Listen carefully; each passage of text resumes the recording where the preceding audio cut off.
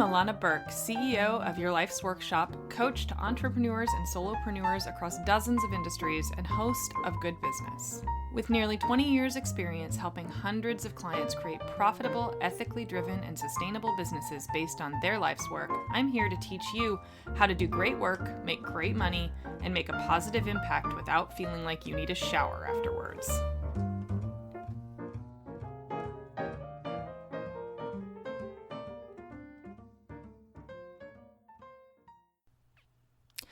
Hi everybody, today's episode is all about the sort of counterintuitive idea of why over-delivery is a really good way to not get asked back for more work. So first off, I know this sounds really counterintuitive. I know this sounds really backwards. We all think that doing our best and giving more than people ask for is a good thing. And in some ways, it totally is. Things like adding extra value to something you do is fine.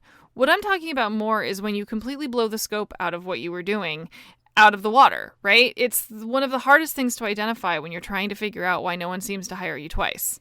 I mean, it's so easy to be like, I went so far above and beyond. Why wouldn't they want me back? Which makes sense on the surface, right? Why wouldn't someone love paying for one thing and getting way more? Because of a whole bunch of reasons. And I'm going to run down a few of those for you right now, mostly related to a total lack of perspective on your part. Sorry, but true. And what you're actually saying to the client, well, let me back up for a second. We're going to go through reasons and kind of both when you do the thing, what that thing says to the client themselves, okay? So first off, politics. Let's say you're a designer and you get hired to work on some creative for an ad campaign. You do the job, and then you also send a dossier of how they can better design their social media graphics.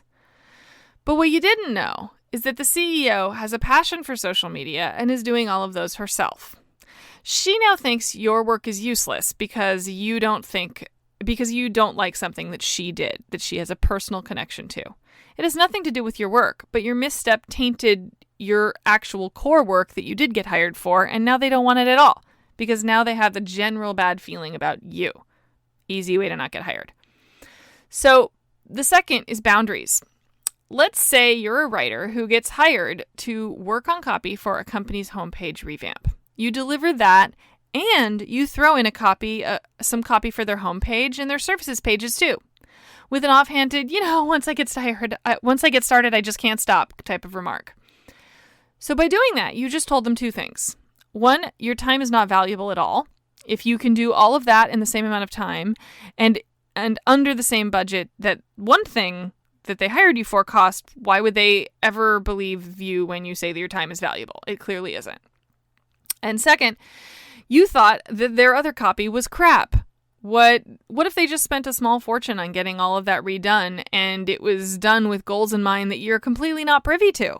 Because that's not what you were hired to do. So third on the list is budget.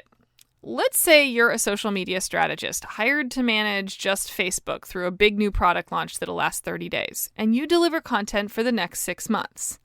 You have now made the client feel like they should really pay you for all that work, if they're like nice humans, right? But they can actually only afford the work they hired for, and if they're good humans, this will make them feel bad. A surefire way to never get called again, even though they loved you and you loved them, and even though you're both like really super great people and your over delivery was because you wanted to help, you're actually putting them in a position to feel guilty and shitty because they can't afford to pay you more. They can't afford to pay you what you're worth, and they could afford to pay you for what they hired you for. So it's putting things out of balance, and good work requires energetic balance for success on both sides. Over-delivery is actually really manipulative. I know you don't mean to be, but it's true. It can make the hiring party feel like they're doing something wrong, either in their business or in hiring you. And since you are the thing that they can change to rebalance that power structure, guess what? They're going to rebalance the power structure and not hire you back and probably disregard the work that they did pay you for, which is shitty. You basically have prevented them from getting what they paid for. So it doesn't matter how good the work is. It doesn't matter how right you were. The only thing that matters about generosity is that generosity only works when it honors the boundaries set by those who are being offered it. If they wanted you to do more than they hired you for, they would have said so. Failure to honor those boundaries says that you don't respect them. You don't respect their boundaries. You don't respect the parameters of what they're asking you for. There's probably more to it than you don't realize. It says that you don't respect your own time. It says that you should have charged them less. It says that you're desperate and have too much time on your hands. And it says that you don't care what they want. You're trying to give them what they need without being asked for that. Instead, if you feel compelled to do more, do it within the scope of what you were hired for. Give an extra option than originally agreed upon. That's fine. Offer a free consult to talk about more ideas for other areas that might need some work. Send an appropriate gift to the person who hired you. Offer to do a proposal for future work, but don't actually do it until they give you a green light.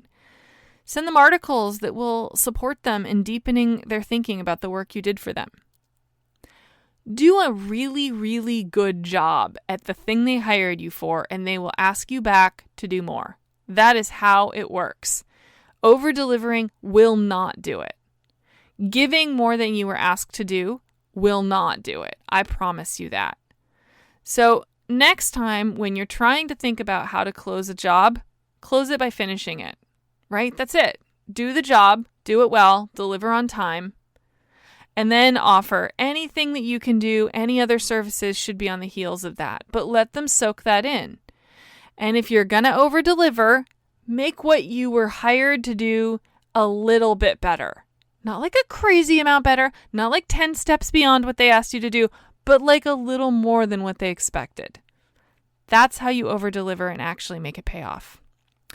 All right, everybody. Thank you so much for joining me today. I hope you all have a really great week. Bye. Thanks so much for hanging out with me today. For more information, visit thegoodbusiness.co or yourlifesworkshop.com.